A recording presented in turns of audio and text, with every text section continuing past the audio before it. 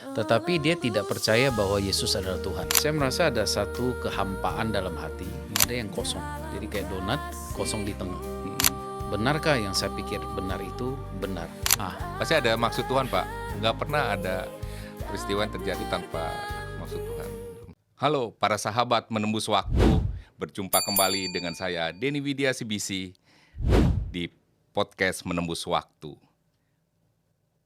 Di podcast ini kita tidak hanya berbicara tentang angka-angka di kalender dan detak jarum jam, tapi kita berbicara tentang momen-momen ilahi di mana karya Tuhan terjadi atas setiap orang yang terpanggil untuk melayaninya. Banyak dari kita mungkin merasa terjebak dalam rutinitas hari-hari yang tak berujung, sering bertanya-tanya, kok nggak ada habisnya ya? Kita sering bertanya, kapan Tuhan giliran saya? Tapi hari ini kita akan belajar bagaimana cara Tuhan memanggil seorang untuk menjadi hamba Tuhan. Dan pada podcast kali ini, kami kedatangan seorang hamba Tuhan, Pastor Yonghan. Selamat datang, Pastor. Ya, makasih Pak. Terima kasih sudah bersedia hadir di podcast Menembus Waktu. Sama-sama Pak Denny. Nah, Pastor Yonghan ini panggilannya Pak Hans, lebih panggilan sehari-hari lah ya. Iya. Pak Hans. Nah, terima kasih Pak sudah hadir di podcast Menembus Waktu ini. Kita akan berbicara mengenai perjalanan hidup dan pelayanan dari Pak Hans sendiri. Bagaimana Tuhan memanggil Pak Hans. Ya. Nah, Bapak bisa ceritakan nggak Pak, background Bapak sebelumnya, sebelum menjadi hamba Tuhan nih Pak? Dari mana Bapak dulu, latar belakangnya, kuliahnya? Oh baik. Ya, silakan Pak. Saya lahir di Jakarta, tapi kemudian umur 3 tahun Papa pindah ke Pontianak. Karena orang Pontianak, jadi balik ke Pontianak. Papa saya seorang agnostik. Agnostik ya. Agnostik. Jadi kalaupun dia Pak, bisa dijelaskan nih supaya pemirsa yang jelas nih, mungkin ada yang agnostik tuh apa gitu loh Pak. Oke, agnostik itu Papa saya percaya ada suatu kuasa atau kekuatan yang mengatur alam semesta sehingga planet ini tidak saling tabrakan, matahari terbit dan terbenam dengan teratur gitu ya. Tetapi dia tidak percaya bahwa Yesus adalah Tuhan. Jadi bagi beliau Yesus satu grup dengan Konfusius, Plato, Sokrates, orang-orang pintar saja. Gitu. Okay. Jadi kayaknya kita yang mentuhankan Yesus, bukan Yesus adalah Tuhan. Iya. Jadi bagi dia satu grup gitu. Iya. Nah, jadi dia misalnya sembahyang kubur, dia di rumah itu melakukan ritual Konfusius itu lebih karena leluhur. Jadi tradisi. Tapi dia tidak percaya ada kuasa ilahi gitu. Nah, jadi Bapak hidup dalam keluarga yang begitu ya Pak ya? Bayangkan saya besar di keluarga seperti itu. Dan Mama? Mama saya Katolik tapi bukan Katolik yang taat, jadi Katolik KTP yang tidak baca Alkitab. Iya. Ya. Nah, jadi lantai 1 itu berarti tempat buat sembahyang Konfusius gitu ya. Lantai 2 nenek dan kakek saya dari Papa itu Buddhis Jepang. Gitu. Shinto. Bukan juga ya? Bukan ya. Beda ya? Yang Buddha Jepang ya. Terus lantai 3 itu Papa saya juga bawa altar mungkin dari Gunung Kawi. Jadi rumah kami yang 3 lantai itu penuh dengan simbol-simbol agama. Iya. Dan saya cuma kebagian satu salib kecil karena mama Katolik dan saya sekolah di Katolik, tapi sekecil ada ketertarikan ke gereja Katolik. Iya. Jadi saya dibaptis, kemudian besar sebagai orang Katolik, menikah sebagai orang Katolik. Waktu anak saya lahir juga masih sebagai orang Katolik. Tetapi saya merasa ada satu kehampaan dalam hati, ada yang kosong. Jadi kayak donat, kosong di tengah. Benarkah yang saya pikir benar itu benar? Jangan-jangan Islam yang benar. Gitu. Karena isi Alkitab dan isi Al-Quran itu isinya bertentangan. Jadi kalau Alkitab benar, maka Al-Quran salah. Kalau Al-Quran benar, Alkitab salah. Gitu ya. Kalau Yesus bukan Tuhan, berarti saya dibohongin Matius dan kawan-kawan. Tapi kalau Yesus adalah Tuhan, maka saya cari tahu kenapa dia adalah Tuhan. Begitu. Jadi ada satu kegundahan dalam hati saya. Saya gimana tahu yang saya yakin ini benar adalah benar bukan karena saya sekolah di gereja Katolik, sekolah di Katolik, dibaptis di gereja Katolik sehingga saya percaya Yesus adalah Tuhan. Jadi mulai SMP saya sudah mulai mempertanyakan ini itu.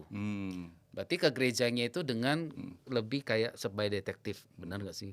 Ini benar. Dasarnya Ingin tahuannya ini Pak ya besar ya, sudah mulai mempertanyakan Tanyakan, gitu. Nah, resiko mempertanyakan adalah kita akan mulai kehilangan dasar untuk percaya, gitu ya. Ya, kalau kata kerennya kita bilang itu berpikir kritis. Tapi berpikir kritis itu ada konsekuensinya, yaitu adalah tersesat di lautan. betul. Seperti kapal yang tidak ada jangkar dan Iya, kita iya, akan iya, terombang-ambing. iya. Jadi mulai SMP saya mulai cari tahu, SMA saya cari tahu, kemudian saya kuliah diterima di Pajajaran, Iya, jurnalistik. iya, Berarti saya dikelilingi oleh orang-orang non-Kristen, iya. dan hal ini adalah Islam.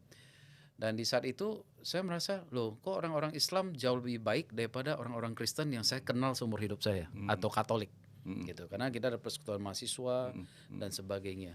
Dan saya menerima banyak kebaikan dari orang-orang Muslim Sunda, gitu. Contoh ya, ada satu kisah yang sangat bikin saya terharu sampai hari ini. Ada Bapak Haji yang buka rumah makan tempat saya langganan.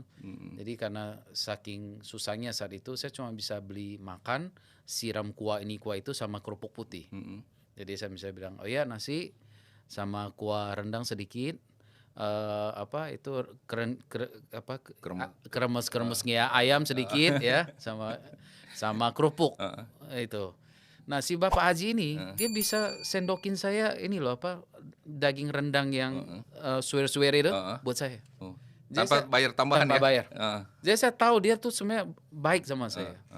Nah, jadi waktu saya kuliah itu saya sempat sudah ingin jadi Muslim. Apalagi waktu itu AA Gim itu sangat populer. Jadi waktu saya dengar khotbahnya AA Gim itu saya sangat merasa donat yang kosong itu terisi. Terisi oleh semua khotbah AA Gim. Nah, lalu kemudian saya mulai wah, jangan-jangan Islam yang benar, kalau Islam yang benar pasti Katolik salah. Karena isinya bertentangan. Gitu. Hasilnya lebih baik orang-orang Muslim di Pajajaran sana daripada orang-orang Kristen Katolik yang saya kenal. Oke, jangan-jangan lebih baik saya jadi Muslim gitu. Nah, kemudian saya melakukan perjalanan. Untungnya ya, waktu hari saya ingin ke tempat AA Gim untuk ibaratnya menjadi Muslim, itu muncul berita yang dia nikah lagi. Dia nikah lagi, saya langsung, kayak ilusi itu terbangun. Bukan nih. Kalau ini ajaran yang membuat orang meninggalkan istri yang sudah melahirkan berapa anak buat dia, bagi saya ada yang salah nih, gitu. Jadi saya nggak jadi lagi. Udah mulai ya udah, karena belum ada yang lebih baik, ya udah tetap Katolik. Tapi tetap Katolik bukan karena percaya loh. Iya. Karena belum nemu yang lebih baik. Jadi apa yang lebih baik belum ada. Ya udah, perjalanan, bertemu istri, nikah, anak lahir, tetap hampa, kosong. Jadi ke gereja itu lebih ya rutinitas, kayak Bapak bilang. Sebagai ritual aja ya. Isi absen. Kalau nggak absen kayaknya ada yang salah nih. Iya. Terus saya mulai mempertanyakan itu, mulai belajar Buddha. Wah, Buddha kayaknya logis juga ya. Banyak hal tuh dijelaskan dan logika. Saya mulai tertarik dengan ajaran Buddha juga, saya mendalami. Jadi waktu anak saya lahir, saya udah sangat dekat menjadi seorang Buddhis lagi. Ya, ini berarti udah lulus kuliah tuh ya? Udah lulus kuliah, udah menikah ya? Udah menikah. Iya. Berarti ini peristiwa kira-kira 2013. Udah sangat dekat menjadi seorang Buddhis. Lalu kemudian saya bertemu atau berkenalan dengan seorang pendeta dari Medan. Pendeta ini melayani anak muda dari muda, hidup sederhana, kemudian menikah, baru punya anak 3 hari, anaknya dinyatakan ada masalah dan ususnya, dan meninggal 3 bulan kemudian melalui perawatan intensif. Lalu saya gini, kira-kira kalau digituin Tuhan, pendeta ini murtad nggak ya? Iya. Kok udah setia kayak begini, Tuhannya nggak bisa piara anaknya? Dipanggil lagi anaknya ya? Gitu. Sedangkan bandar narkoba anaknya sehat-sehat aja. Iya. Berarti ini jangan isi Alkitab nih memang cuma dongeng saja. Iya. Dongeng yang kita ceritakan turun-temurun saja. Jadi saking penasarannya saya ingin tahu iman dia karena tinggal di Medan, saya janji ketemu, boleh nggak ke rumahnya. Bapak ke Medan? Ke Medan. Wah, dari Jakarta? Dari Bandung? Jakarta. Jakarta. Luar biaya sendiri. Hanya untuk menyelidiki imannya. menyelidiknya. Emang ini ya, jiwa jurnalistiknya Jiwa ada. jurnalistik. Tapi juga kurang ajar kan sebenarnya. Iya, iya. Orang sedang berduka. Betul, betul. Tapi bagi saya ini objek penelitian. Iya, iya, iya. Gitu. Saya ingin tahu di titik itu kamu sebenarnya masih beriman atau pura-pura beriman. Iya, iya. Kamu masih bisa bilang God is good, God is good, Tuhan itu baik, itu benar nggak dalam kondisi ini? Mau lihat secara kehidupan sehari-hari pendeta itu ya? Makanya saya nggak mau nginap hotel, Iya. boleh nginap rumahmu nggak? Wah. Boleh, dibolehkan. Iya, Ini iya. sudah masuk mukjizat loh, Oh, iya, karena iya. orang asing. Heeh. Ini kayak saya habis ini saya WhatsApp Pak Denny, Pak boleh nggak Iya. besok saya nginap 3 hari di rumah Bapak? Iya. Kan pasti Bapak kan Iya. aneh. Iya, belum kenal gitu ya. Ini lebih aneh lagi, Iya. belum kenal dekat gitu ya. heeh. Kita paling nggak masih podcast 1 jaman lebih Iya, ya. iya. Ini orang asing. Dia mempersilahkan. Wah ini saya makin tertarik. Jadi saya terbang ke sana, kemudian nginap di rumahnya dan saya mulai melancarkan. Jadi gini, kalau orang bertanya itu ada 2 jenis, ingin tahu atau ingin menjatuhkan. Iya, iya. Kalau saya ingin menjatuhkan terus, bayangin ya. Udah punya agenda tersembunyi sebenarnya nih. Jadi ibaratnya kalau luka, saya udah datang menaburkan garam. Garamnya. Padahal udah tahu dia sedang terluka berat. Ya saya tanya, dan saya melihat, oh enggak, imannya genuine, benar, dia masih beriman. Sampai saya ngomong gini, wah kalau saya jadi abang udah saya bubarkan tuh gereja. Berarti Tuhan yang abang sembah itu tidak bisa menjaga dan memelihara hidup abang. Iya, iya. Anak pertama dibiarkan tragedi seperti itu, Tuhan macam apa ini? Iya. Gitu. Ya kan? Katanya burang di udara dipelihara. Ini apa nggak dipelihara? Wah, saya benar perwakilan setan. Malah memprovokasi ya? Memprovokasi, menaburkan benih-benih yang jahat gitu, Iya. lalang gitu ya. Iya. Wah, saya pikir saya benar-benar perpanjangan tangan setan. Lalu dia bilang gini, "Adek belum pernah ke Danau Toba kan?" Saya bilang, "Belum pernah." Ya udah, besok kita jalan-jalan ke Danau Toba ya. Kita lihat-lihat ke sana. Nah, ternyata dia punya saudara yang mengelola kayak tempat retret lah. Oh, iya. Jadi kami ke sana. Jadi sepanjang perjalanan 3 jam itu saya serang terus loh. Jadi bertanya tapi yang menyerang, menjatuhkan. Dan memang dia nggak bisa jawab. Oh. Karena banyak hal-hal di pertanyaan Kristen Alkitab yang nggak ada jawabannya. Iya, iya. Yang Makanya- pendeta pun tidak bisa jawab kan? Makanya kita dikasih Ulangan 29. Iya. Jadi yang kamu nggak perlu tahu, kamu nggak perlu tahu. Ah. Ya. Tapi yang saya tanyakan yang itu. Iya, iya, iya. Hanya untuk membuktikan, oh jangan-jangan Alkitab tuh bohong. Iya. Gitu. Itu cuma karangan manusia. Iya. Itu cuma propaganda orang Yahudi. Wah, Danau Toba serang terus. Intinya saya ingin dia gini, iya ya jangan-jangan memang Yesus bukan Tuhan. Saya cuma ingin, Dia ragu juga. iya, Mencobai pendeta ya, Pak. benar-benar utusan kerajaan gelap ya. Nah, apa respon itu? Nah, dia berusaha jawab tapi dia maksudnya mengakui dia tidak tahu. Makanya justru dari peristiwa itu saya belajar bahwa kalau tidak tahu kita bilang aja tidak tahu. Oke. Udah malamnya kita nyanyi. Terus saya bilang gini, sampai ini kira-kira sebelum tidur statement saya gini. Yesus kayaknya memang bukan Tuhan deh. Menurut teori yang saya baca, dia adalah anak korban perkosaan tentara Romawi. Jadi Maria itu ada teori diperkosa tentara Romawi, lahirin Yesus tanpa figur ayah, sehingga ketika dia besar dia khotbah tentang Bapa di sorga. Sementara nggak ada orang Yahudi atau rabi Yahudi yang pernah mendeskripsikan Yahweh sebagai Bapa di surga. Nggak pernah ada. Oh, Ini berarti benar nih teorinya nih. Ini orang yang nggak ada figur ayah itu kemudian berusaha menjelaskan Tuhan sebagai Bapa di surga. Jangan terpengaruh ya Pak ya. Iya, iya. Ini bicara masalah Iya. Tapi sangat make sense loh, make sense. Iya, Benar. Iya, sebagai fatherless lah ya. Gitu. Nah, saya dan pendeta nggak bisa jawab loh. Iya. Ya, dia cuma bilang gini. Ya sudah Dek, kita tidur aja ya Dek, udah malam Dek, kita biarkan Tuhan yang pimpin aja.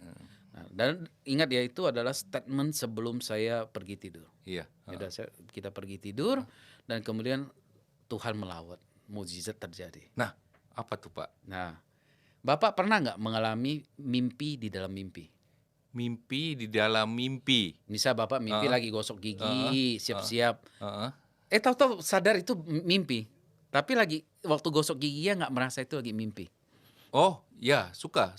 Pernah alamin ya? Pernah alami, Nah, ada film yang seperti kita kisah nyata gitu Iya. kan dalam mimpi kita, iya, berarti pernah ya. iya, Nah, itu filmnya Leonardo DiCaprio yang Inception. iya, Ya, mimpi di dalam mimpi. mimpi, Dan bahkan bisa 2 lapis. iya, Jadi di dalam mimpi itu dia mimpi lagi mimpi gitu. lagi, iya, Jadi itu secara pengetahuan memang bisa nah, terjadi. Nah, malam itu terjadi mimpi di dalam mimpi. Jadi posisi saya tidur dengan pendeta itu dan ada abang rohani itu posisinya persis sama. Terus kemudian dalam gelap tiba-tiba saya merasa ada yang melilit kaki saya, anggap aja ular ya, anggap aja saya nggak lihat. Terus tarik saya dari tempat tidur, menyeret saya menembus tembok. Jadi rumah itu. tembok retret itu Retret. semuanya persis kayak saya lagi bangun. Oh, Jadi saya kayak berada di dalam seperti ya seolah-olah di dalam pesawat yang lagi menukik turun, kita udah tahu mau mati nih. Seperti iya, rasa iya, itu, merasa, ketakutan, kegentaran itu. iya, Saya ditarik, terus saya bisa lihat badan saya udah tembus tengah. iya, Ternyata ketika maut begitu dekat, iya, saya teriaknya apa? Menurut Bapak? Apakah Buddha tolong saya? Karena saat Yesus, itu saya sangat udah mendekati mau jadi Buddhis. Ini bentuk rambutnya aja sudah lebih bisu. Iya, Ternyata begitu maut begitu dekat, dalam mimpi itu saya teriak, Yesus, tolong saya. Iya, Ya. Padahal saya sebelum tidur bilang dia anak korban perkosaan tentara Romawi. iya, Kok minta tolong sama anak korban perkosaan tentara Romawi? Ternyata roh saya tahu mana yang benar. Akal saya memang menolak. iya, Tapi roh saya tahu mana yang benar. iya, Saya teriak, terbangun. Terbangun, kayaknya keringat dingin atau apa ya, saya kayak pingsan. iya. Saya pingsan lagi gitu. Karena ketakutannya itu ya. Ketakutan gitu ya. Terus sekitar subuh jam 5, jam 6 pagi itu. Jadi ini semua tidur nyenyak ya. Iya. Karena mereka tidak tahu ya. Tidak tahu. Saya dibangunkan oleh suara Amazing Grace, lagu Amazing Grace. Itu dari mana tuh, Pak? Enggak, maksudnya ada yang nyanyi. Ini kan retret. Iya. Jadi ada retret yang ini, nyanyi ya, iya, berarti ya. dia putar kaset. Kaset ya. Dia setiap pagi dia putar lagu Amazing Grace. Jadi samar-samar saya kebangun oleh suara Amazing Grace. Nah, lagu Amazing Grace itu kan sangat cocok dengan saya. Iya. Seorang penjahat yang jahat sekali. Karena John Newton itu adalah pedagang budak. Orang yang jahat sekali. Iya. Gitu.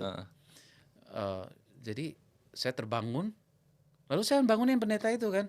Bang, saya pagi ini juga mau minta dibaptis ya. Tadi malam Tuhan melaut saya lewat mimpi. Nah, ingat ya, pendeta ini Batak.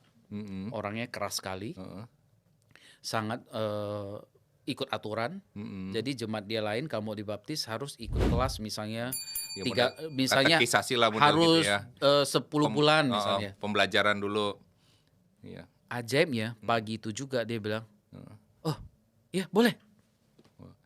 Dia kaget nggak, Pak? Dia tidak terlihat kaget, tapi kalau kita udah lama melayani Tuhan, kita udah tahu Ada ini kayaknya sesuatu bukan main-main nih. terjadi. Iya. Tuhan bekerja, Iya. gitu. Jadi secara manusiawi harusnya dia tolak, karena dia orang yang sangat Iya. taat Sesuai aturan, ya. gitu. Kalau nggak sesuai aturan nggak mau. Dan saya tidak membuat rencana loh pengen dibaptis di Danau Toba. Nah saat itulah saya dibaptis, selam di Danau Toba, dan sesudah itu segala sesuatu berubah total. Yang dulu saya benci jadi suka, yang saya suka jadi benci. Saya dulu berlari menuju utara sebagai pendosa, sekarang saya walaupun jatuh bangun, tapi sebagai anak Tuhan, diputar ke arah selatan. Iya. Walaupun mundur 2 langkah, tapi berusaha maju 1 langkah. Mundur lagi 2 langkah, maju 1 langkah. Tapi saya bisa merasakan perubahan yang berbeda ketika Tuhan sudah lahir barukan di Danau Toba. Jadi Bapak lahir barunya di Danau Toba itu ya, mengalami pertobatan di situ ya. Iya, melalui mimpi. Nah, setelah itu, Pak? Setelah itu saya menjadi punya gairah yang merasa lapar dan haus akan kebenaran. Jadi saya mulai belajar Alkitab, mulai mempertanyakan segala sesuatu. Saya berusaha kayak bangunan lama ini saya bongkar semua. Saya seperti Paulus di Damaskus. Iya, yang kena sinar dan cahaya buta, dan kemudian membangun teologinya dari mula. Nah, berarti saya mulai belajar Alkitab. Saya bedakan antara ini kebenaran, ini tradisi, ini ajaran manusia. Jadi mulailah saya belajar Alkitab itu dari sumber aslinya itu Alkitab. Kemudian akhirnya seiring waktu saya masuk STT Baptis, saya lulus dari sana dan saat ini saya menjadi mitra nasionalnya di Saringgat yang John Piper. Oh. Jadi John Piper memberi kami hak untuk boleh menerjemahkan artikelnya yang mana saja for free, bukunya yang mana saja for free untuk dipakai umat Tuhan di Indonesia. Oh, itu yang Bapak di pelayanan ini sekarang. JKH Ministry, Jalan JKH ya. Kebenaran dan Hidup Ministry. Nah, sebelum masuk ke sana Pak, masih yang tadi ya Pak ya. Ya. Kan Bapak itu udah menikah, Bapak pergi dari Jakarta ke Medan hanya untuk menjatuhkan, kan mengintimidasi pendeta ini ya. Sangat. Ternyata Bapak di sana mengalami pertobatan dan lahir baru di Danau Toba ya. Betul. Kemudian Bapak pulang. Istri bagaimana Pak? Bingung dong. Bingung. Iya. Karena kan Katolik. Iya. Ya udah, tapi kan saya kayak seperti bayi yang belum tahu apa bedanya GKI, karismatik, Pentakosta, Ortodoks, nggak tahu apa bedanya. Karena selama ini di Katolik. Iya. Nah, mulailah saya mulai ke gereja JPCC, GBI, Baptis, GKI, GKY, cari tahu sendiri. Nah, tapi akhirnya saya menemukan kalau secara doktrin saya lebih dekat ke doktrin Baptis. Nah, tetapi untuk berjemaat, anak istri saya lebih nyaman bertumbuh di gereja Presbyterian. Dalam hal ini kami di GKY saat ini. GKY Gading Serpong. Oh, iya. Begitu. Yang di PK itu ya? Gading Serpong IPK bukan? BSD itu ya? Enggak, yang di Gading Serpong. Kalau yang di BSD itu yang BSD. Oh, iya. Oke, Pak. Nah, setelah itu jadi istri juga ikut mengalami lahir baru dong? Tidak. Tidak. Karena proses lahir baru itu sangat personal. Iya. Sangat personal. Iya, tapi maksudnya dalam perjalanan hidup istrinya, ada nggak pengalaman istri Bapak juga? Dia tidak pernah cerita secara tepatnya kapan. Tetapi keluarga besar mereka itu mengalami pertobatan massal. Itu waktu, jadi ceritanya keluarga istri saya itu keluarga yang kelenteng banget. Oh. Karena neneknya itu masih merantau, belum bisa terlalu fasih berbahasa Indonesia. Terus satu hari ada keluarga besar mereka yang dibunuh oleh pegawai. Nah, saya tidak tahu apa hubungannya, tapi peristiwa pembunuhan itu membawa pertobatan massal ke keluarga besarnya. Jadi seluruh keluarga massalnya menyerahkan diri untuk dibaptis. Mungkin ya karena berpikir berlindung di bawah Kwan Kong ternyata tidak ada apa-apanya gitu.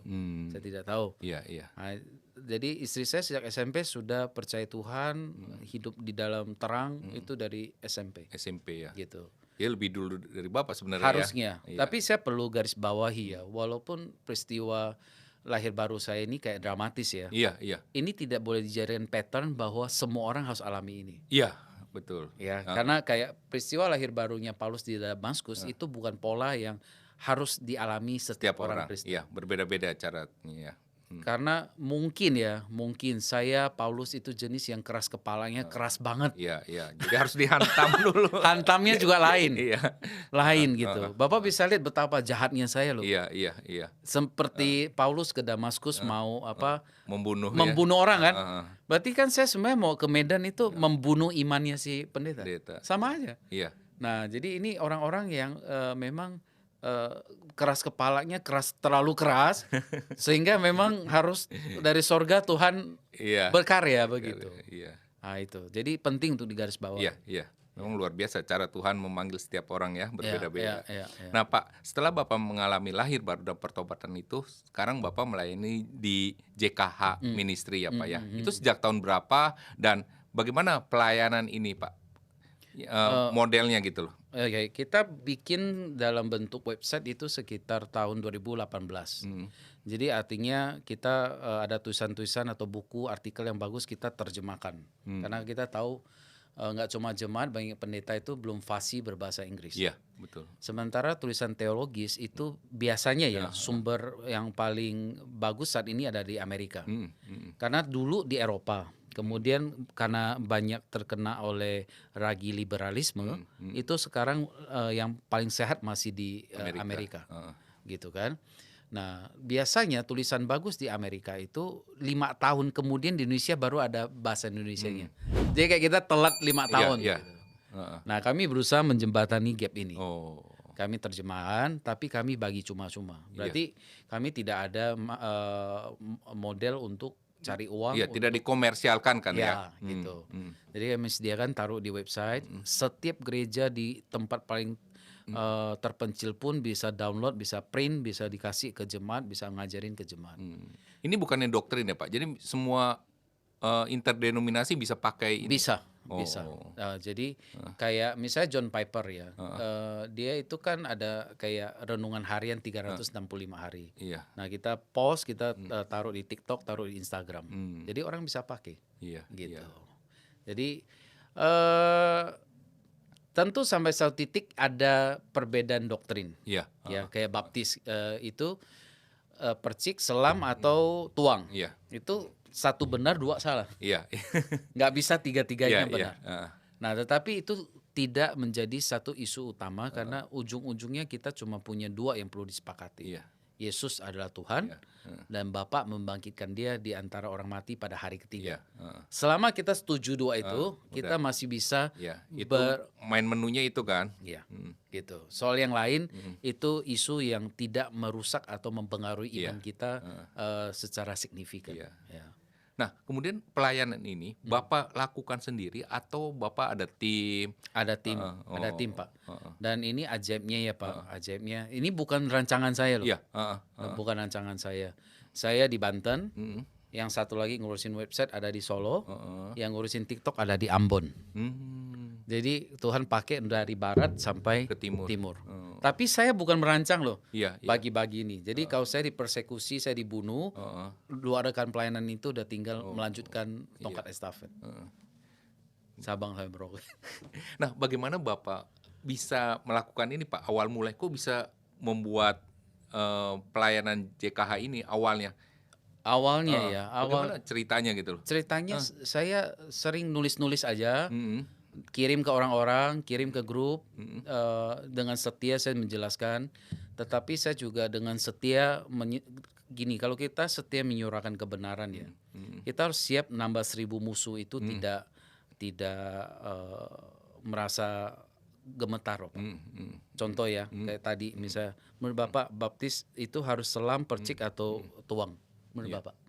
Ya kalau karena saya dari karismatik pasti selam Pak. Nah, dengan Bapak ngomong itu, Bapak pasti sudah bermusuhan dengan GKI, GRI, GKY.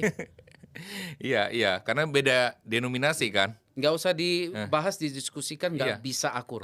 Nggak usah didiskusikan lah itu ya. Karena kalau dia benar, kita salah. Iya. Salah, dia benar. Nah, tapi waktu kita tulis itu gimana? Ya saya tulis saja. Iya. Menurut saya benar ini. Iya. Gitu. Bahwa orang memusuhi kita, ya kita tinggal Iya. kutip Galatia. Apakah dengan mengatakan kebenaran, aku menjadi musuh? Gitu. Atau ini, karena podcast ini ya, saya mau nanya Bapak. Yesus adalah satu-satunya jalan atau salah satu jalan menuju surga? Satu-satunya jalan. Nah, Bapak sudah menjadi musuh 6 miliar orang, Pak. Nah, pernyataan-pernyataan Kristen itu pernyataan yang sangat absolut. Jadi dengan menyatakan ini benar, saya tuh menyatakan 6 miliar salah. Gitu. Nah, tulisan-tulisan saya itu penuh dengan hal-hal yang absolut. Nah, jadi bagi orang itu rese, tapi bagi orang tertentu itu setia. Iya. Nah, entah gimana setianya saya itu terdengar sampai Amerika. Gitu. Ini bukan saya promosi loh. Iya. Dari mulut ke mulut, nggak tahu gimana sambung menyambung sampai ke Amerika. Akhirnya saya dijadiin mitranya di Saringgat.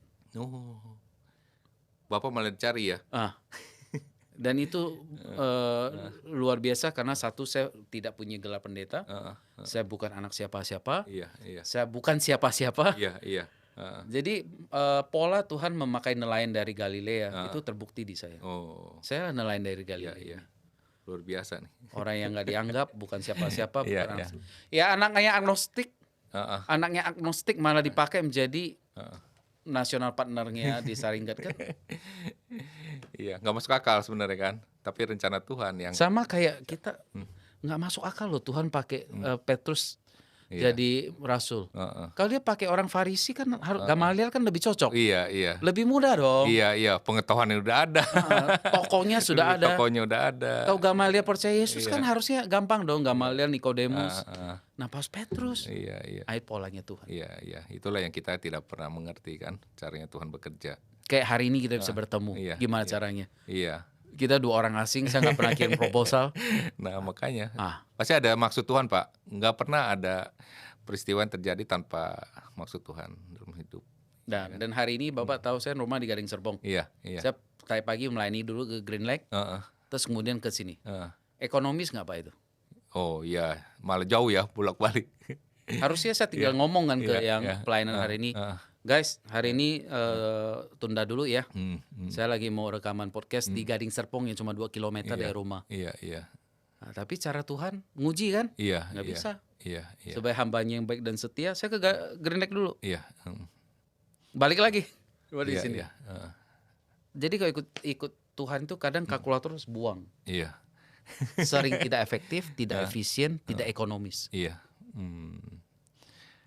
Nah, Pak, di pelayanan JKH ini, Pak, tantangan terbesarnya apa, Pak? Dalam yang Bapak alami sudah dari 2018 ya? Iya, 2018 berarti sudah hampir 10 tahun ya, 8 tahun ya, Iya. ya? 8 tahun masuk ke ini nih. iya. Tantangan terbesarnya adalah saya dimusuhi pendeta lebih banyak daripada oleh kiai, Pak. Oh, gitu ya. Iya, karena kalau saya ngomong sesuatu itu berkaitan erat dengan pemasukan seorang pendeta, bukan seorang kiai. Oh, Nah, jadi makanya kalau Paulus kan dia berarti berurusan dengan isi kantongnya orang Farisi kan. iya, iya. Orang Farisi kan tokoh agama. Iya, heeh, Sama halnya kita sekarang ganti aja tokoh agama ini siapa gitu. heeh, heeh. Karena sekali lagi kalau kita berbicara tentang Alkitab, kita berbicara tentang sesuatu yang absolut. Jadi dia kalau satu benar, yang lainnya salah. Nggak bisa 1 tambah 1 tuh 2, 11, atau 6. Nah gitu. Itu tantangan terbesarnya Pak. Nah, kalau Bapak merasa di pelayanan JKH ini, bagian mana yang Bapak banyak jangkau, Pak? Apakah seluruh orang Kristen di bagian yang mananya, Pak? Apakah yang sudah mengerti firman atau yang belum atau yang mana, Pak? Yang Bapak target Bapak nih? Saya tidak pernah target. Oh, gitu. Jadi saya betul-betul dibalik. Heeh. Saya punya prinsip gini, kalau kita bikin taman bunga yang indah, kita mau kupu-kupu yang datang. Kalau kita kumpulkan tinja, berarti kumbang kotoran yang datang. Jadi ini tentang nyediain apa, itu akan menentukan siapa yang datang. Jadi saya berusaha menyiapkan firman Tuhan, penjelasannya, interpretasinya yang sesehat mungkin. Kalau istilah Alkitab itu ajaran yang sehat. Sehat. Di surat Timotius. Tapi itu kan sehat menurut saya. Iya, iya. Menurut gereja yang besar nggak sehat. Iya, iya. Ya. Tetapi saya ada dasarnya. Waktu saya ngomong sehat ini dasar firmannya ini. Kadang saya pinjam mulutnya John Piper untuk ngomong. Saya sama. Tapi kalau saya ngomong mungkin nggak didengarkan ya. Udah saya pinjam mulutnya John Piper. Caranya gimana? Terjemahkan tulisan dia yang ngomong itu. Betul. Oh, iya, iya. Jadi bukan karena saya baca itu saya percaya loh. Iya, iya, iya. Saya sebenarnya mau ngomong itu tapi orang nggak percaya ya bilang, oh John Piper ngomong ini ya, saya Iya, terjemahin. Oh, Nah gitu. iya, iya. Gitu. Jadi cara itulah yang saya pakai untuk menyediakan ajaran yang sehat. Ya udah biasanya orang yang datang ke saya ya orang yang sudah jenuh, lelah, letih dengan sebutnya apa ya? Orang merasa di gereja itu bukan dikasihi tapi lebih sering dihakimi. Oh. Ya contoh ya nggak usah jauh-jauh ya. Iya, iya. Menurut Bapak kayak Ci Inge rambut kuning boleh nggak? Itu nggak menyangkut ke iman sih, Pak. Kalau bagi saya oke-oke aja. Oke-oke aja kan? Oke-oke aja. Ya, tapi dia pernah ditegur secara langsung oleh gembala. Oh, Nah, gereja itu penuh dengan praktek seperti itu. iya, iya.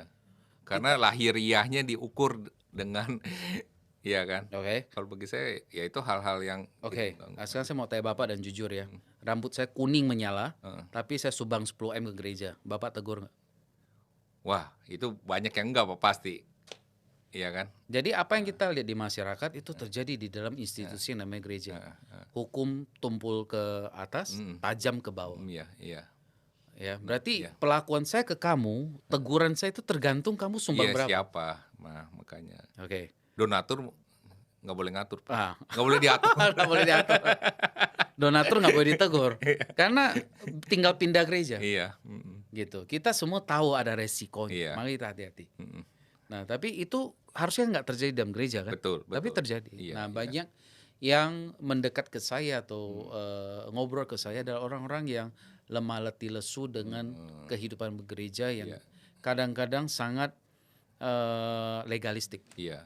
Jadi sebenarnya Bapak ingin membawa ajaran yang di firman Tuhan itu seperti apanya, bukan dari lahiriah seseorang itu Pak Betul, ya, betul, tampak ya. betul, betul. Nah, saya menyediakan materi yang ibaratnya silakan pakai gitu. Jadi saya tidak menggurui, tidak mendoktrin, tidak mengharuskan kamu rambutnya hitam baru boleh pakai. Iya, iya. Oh, Ibarat saksi Yehova mau pakai silakan. iya, Karena saya percaya pada kekuatan firman Tuhan. iya, iya. Nah, Tuhan sudah mulai dari awal menunjukkan bahwa pendeta aja sudah lu bikin sampai kayak begitu. Kalau Iya. saya mau berkarya, lu langsung takluk kan? Iya, iya. Jadi saya mencoba menjadi seperti pendeta Oh, iya, iya. gitu. Saya tabur aja yang Biasa. benar. Pak, visi besar Bapak apa nanti ke depannya, Pak? Apakah pelayanan JHK-nya ini mau bagaimana? Apakah nanti Bapak saat ini berarti belum ini Pak ya? Apakah Bapak mau mendirikan suatu gereja tersendiri gitu? Tidak gereja, tapi saya punya impian dan visi. Misalnya ya, ini Iya. misalnya. Heeh.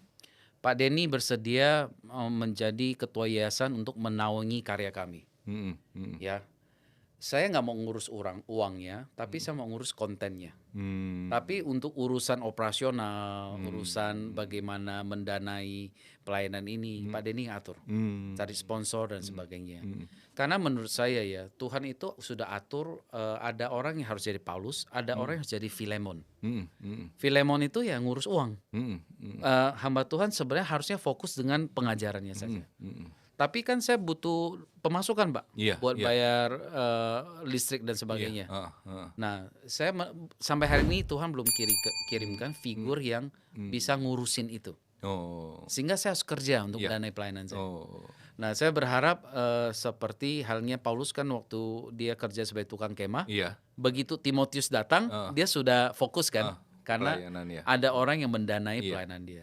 Saya sampai hari ini belum ada. Oh, iya. Nah, saya berharap ada orang yang mau dirikan yayasan sehingga saya bisa konsentrasi menulis saja. Oh. Jadi visi Bapak ke depan tuh seperti itu ya Pak ya? Iya, jadi ada 27 kitab Perjanjian Baru. Saya udah selesai satu yang di TikTok kita kirimkan setiap hari di post. Nah, sebelum meninggal kalau Tuhan izinkan ya 26 kitabnya selesai. Oh, Gitu. iya. Luar biasa.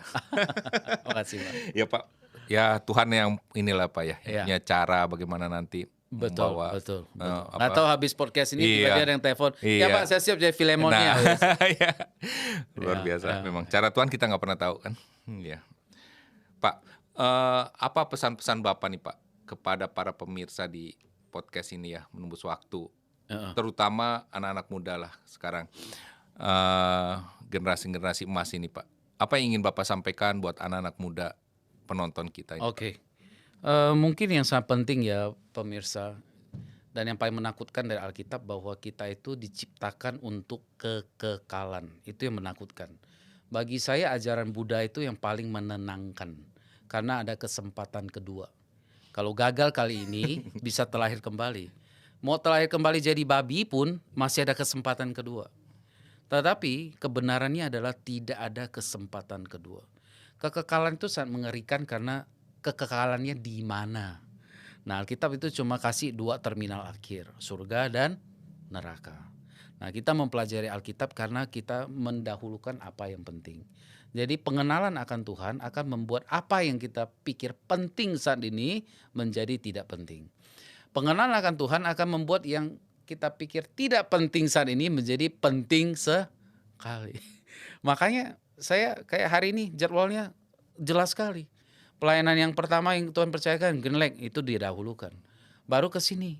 Nah, baru berikutnya saya kerja untuk pembiayaan pelayanan saya.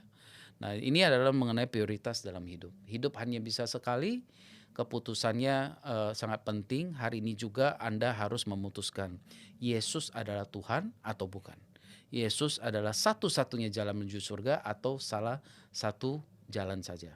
Nah, jawaban 2 ini akan menentukan di terminal akhir mana teman-teman menghabiskan kekekalan. Hari ini juga Alkitab bilang, Anda harus bikin keputusan.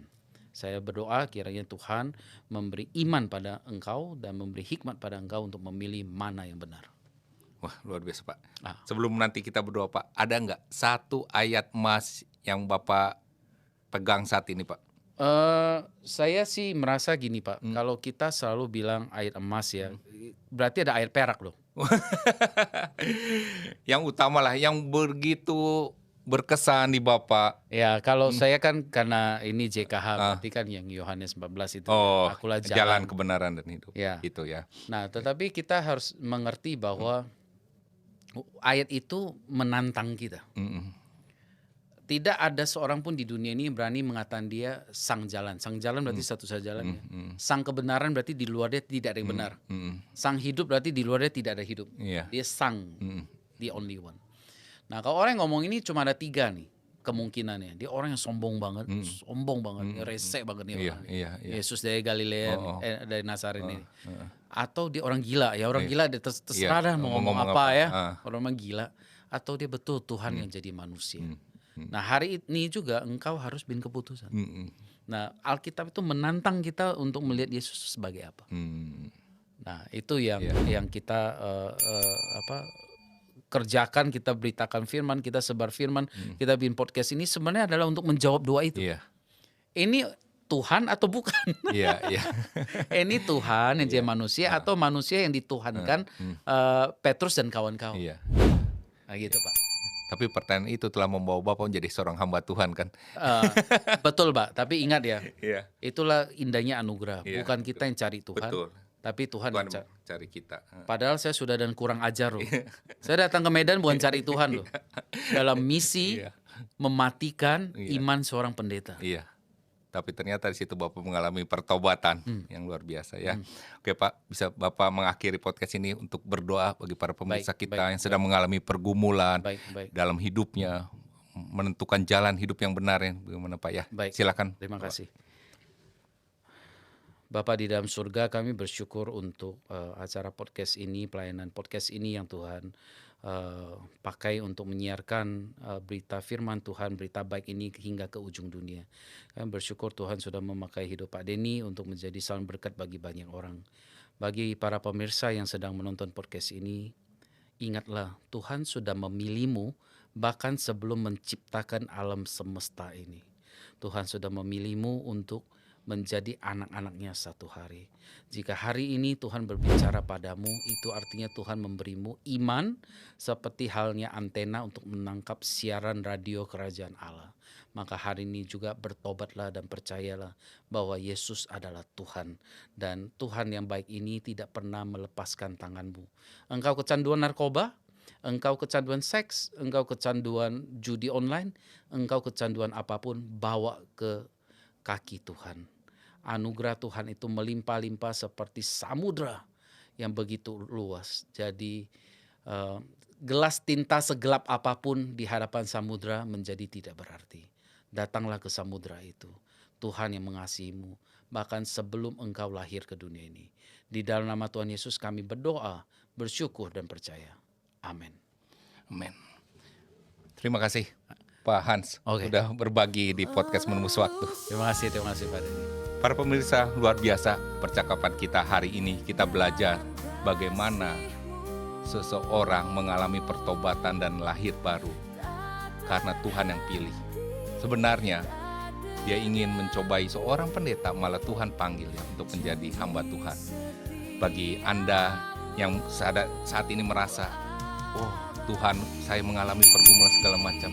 Tadi Pak Hans juga sudah berdoa, biarlah semua yang kita alami ini, kita boleh merasa Tuhan tetap mengasihi kita, Tuhan tetap menyayangi kita, dan Tuhan ingin kita percaya kepadanya.